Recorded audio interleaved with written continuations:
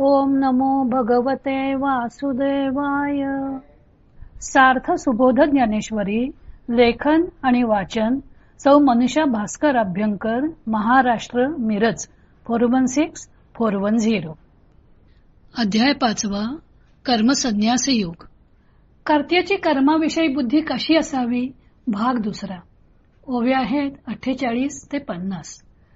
नैसर्गिक कृती एक वेळ अलिप्तपणे करता येतील, पण यज्ञाधिक कर्मे कशी करता येतील अशी शंका कोणी काढेल तर त्याला उत्तर देताना भगवंत म्हणतात.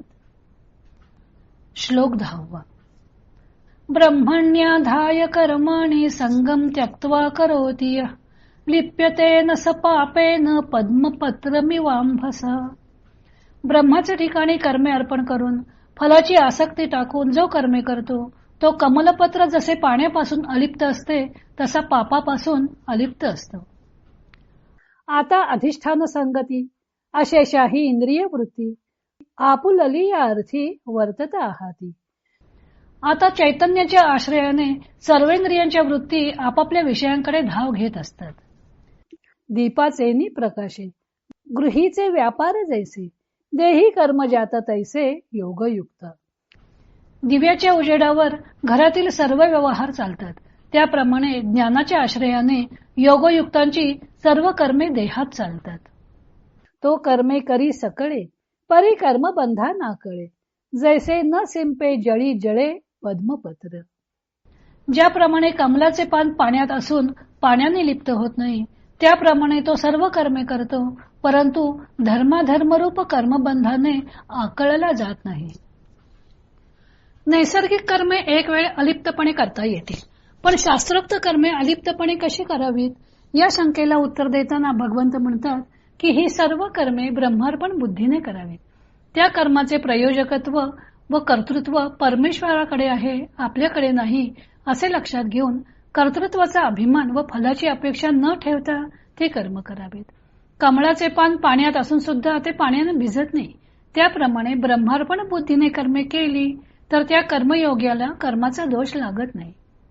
6 ते 10 श्लोकांमध्ये भगवंतांनी कर्मयोग व कर्मसन्यास यांचा समन्वय केलेला आहे. योगयुक्तो विशुद्धात्मा या 6व्या श्लोकात जी ज्ञानाची लक्षणं आहेत ते कर्मयोगाचे गुण म्हणून भगवंतांनी सांगितले. या 10व्या श्लोकात कर्म ब्रह्मात अर्पण करणे म्हणजे संन्यास व ब्रह्माच्या अधिष्ठानावरून म्हणजेच एकत्वाच्या अधिष्ठानावरून कर्मे करीत राहणे म्हणजे कर्मयोग असं सांगितलं आहे. त्यामुळे अशा दृष्टीने कर्मसन्यास व कर्मयोग यातील विरोध भगवंतांनी काढून टाकला.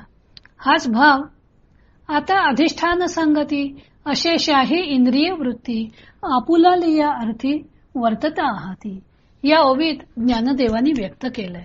ज्ञानदेव म्हणतात की इंद्रिये आपापली कार्ये चैतन्याच्या आश्रयाने करीत असतात. त्यासाठी त्यांनी दिव्याचे उदाहरण दिलं आहे.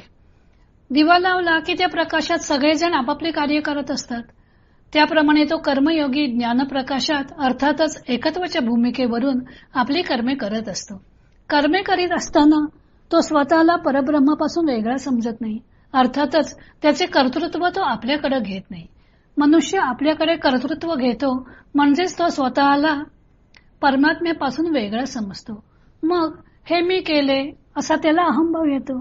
पण कर्मयोगी कर्मे करतो ते ज्ञानाच्या भूमिकेवरून करतो, त्यामुळे त्याच्या ठिकाणी अकर्तृत्व मुरलेले असते. त्यामुळे तो सर्व कर्मे करून सुद्धा त्या कर्मांपासून अलिप्त असतो.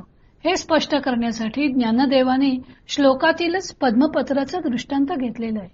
कमळाची पाने तळ्याच्या पृष्ठभागावर तरंगत असतात, पण त्या पाण्याने ती ओली होत नाहीत.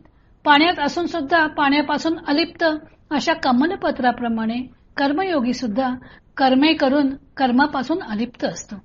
आता कर्तृत्व भाव घ्यायचा नाही व फलाशाही ठेवायची नाही तर कर्मे कशासाठी करावीत अशी शंका निर्माण होते. त्या शंकेचे निरसन श्रीकृष्ण पुढील श्लोकात करणार आहेत.